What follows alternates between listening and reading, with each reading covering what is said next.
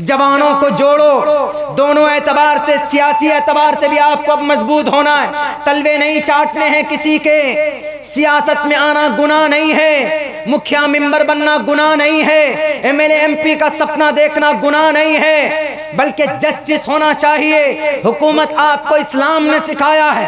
हजरत उमर फारूक के ज़माने के अंदर मस्जिद नबी की दीवार पर हजरत अब्बास रजी अल्लाह ताला अन्हु के घर का पानी गिर रहा था। हजरत उमर फारूक ने देखा, कौन थे? उस वक्त के पीएम थे, 22 लाख मुरब्बा मील के इलाके के पीएम प्रधानमंत्री उमर फारूक रजी अल्लाह ताला अन्हु थे।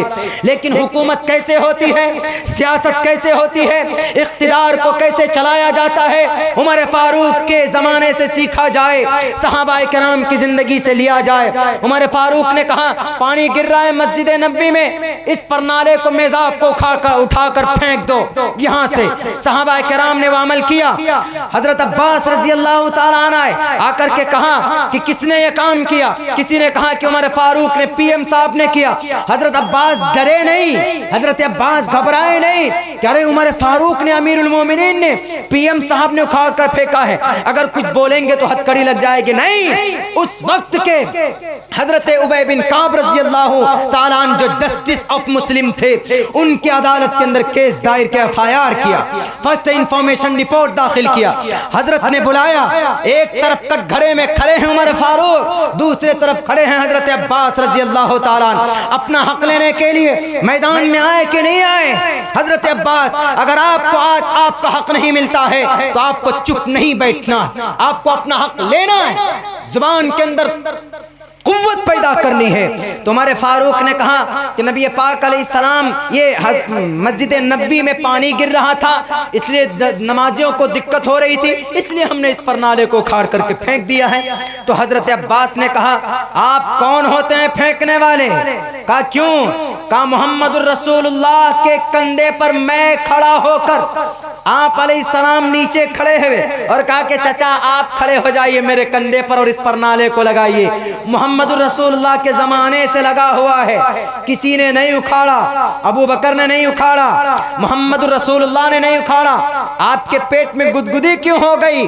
उमर फारूक ने कहा, हजरत काब, उबय बिन काब रजी अल्लाह ताला अन्हु ने कहा, हजरत अब्बास से कोई दलील है, कोई प्रूफ है? उन्होंने कहा कि हाँ, सहाबाए किराम 5 आए, उन्होंने गवाही दी कि हाँ अमीरुल जस्टिस ऑफ मुस्लिम, उस वक्त के जो जस्टिस ऑफ मुस्लिम थे जज साहब हजरत काब, उन्होंने कहा कि हाँ जज साहब, 5 सहाबी ने गवाही दी कि मोहम्मद रसूलुल्लाह के कंधे पर खड़े होकर अब्बास रजी अल्लाह ताला ने यह परनाला लगाया था। तो गवाही सुनना था, सामने आना था।